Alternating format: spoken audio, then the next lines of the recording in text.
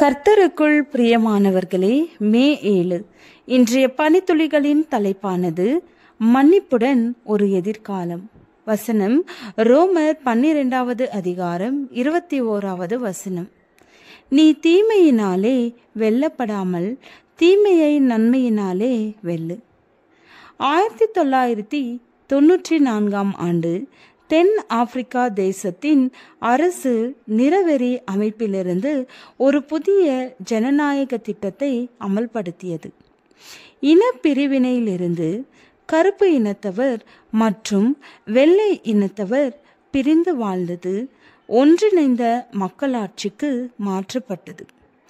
இதையடுத்து கடந்த வருடங்களில் இனப்பிரிவினால் நடந்த குற்றங்களை எப்படி கையாளுவது என்பதை புதிய அரசாங்கத்தால் முடிவு எடுக்க முடியவில்லை. இருப்பினும் தேச தலைவர்களால் கடந்த கால குற்றங்களை விட்டுவிடவும் முடியவில்லை. ஆனால் குற்றவாளிகளுக்கு கடுமையான தண்டனைகளை கொடுப்பதின் மூலம் அந்த தேசத்தின் மக்களின் மனதில் காயங்களை ஆழமாக்கிவிடும். தென்னாப்பிரிக்காவில் முதல் கருப்பின ஆங்கிலிக்கன் திருச்சபையின் பேராயரான டெஸ்மண்ட் டுடு தனது மன்னிப்பு இல்லாமல் எதிர்காலம் இல்லை, ஃபியூச்சர் வித்தவுட் ஃபர்கிவ்னஸ் என்ற புத்தகத்தில் இவ்வாறு எழுதியிருக்கிறார். நாம் நம்முடைய நீதியை பழிவாங்குகிற விதத்தில் சுலபமாக பெற்று இருக்க முடியும். ஆனால் தென்னாப்பிரிக்காகவே முழுவதுமாய் அழிந்திருக்கும். அந்த புதிய ஜனநாயக அரசு அமைத்த உண்மை மற்றும் வேற்றுமையை அகற்றும் குழு ஒன்றை அமைத்து உண்மை, நீதி, இரக்கத்தின் கடினமான பாதையை தேர்ந்தெடுத்தது. தங்கள் குற்றங்களை ஒப்புக்கொண்டு மனம் திரும்பின அவர்களுக்கு மறுசீரமைப்பிற்கான வழி வழங்கப்பட்டது. தைரியமாக உண்மையை எதிர்கொண்டதால் அந்த தேசத்தால் குணமடைய முடிந்தது. ஒரு விதத்தில் தென்னாப்பிரிக்காவின் சங்கடங்கள் நமது போராட்டங்களையும் பிரதிபலிக்கலாம்.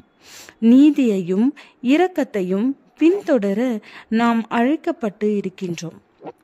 ஆனால் அநேக நேரங்களில் இரக்கம் என்பது பொறுப்பில்லாத தன்மையாகவும் நீதிக்காக பின்தொடர்வது பழி வாங்குவதாகவும் தவறாக புரிந்து கொள்ளப்படுகிறது. தீமையை வெறுக்கும் அன்பை உடையவர்களாக மாத்திரமல்லாமல் நம்மோடு இருப்பவர்களின் மறுரூபமாகுதலையும் விரும்புவாராக நாம் இருக்க வேண்டும். அன்பானது பிறனுக்கு பொல்லாங்கு செய்யாது. ஆதலால் அன்பு நியாய பிரமாணத்தின் நிறைவேறுதலாயிருக்கிறது. ரோமர் 13வது அதிகாரம் 10வது வசனம். இயேசுவின் ஆவியின் வல்லமையால் தீமையை நன்மையால் மேற்கொள்வது என்ன என்பதை நாம் கற்றுக்கொள்ளலாம். எப்பொழுது கிருபையினாலும் இரக்கத்தினாலும் வரும் முடிவு அநீதியினால் முறியடிக்கப்படுவதை பார்த்தீர்கள்.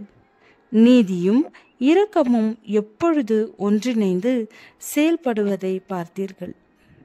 ஜெபம். பிதாவே, என் வாழ்வை நீதி, இரக்கம், அன்பினாலே வழிநடத்த எனக்கு உதவும். ஆமென்.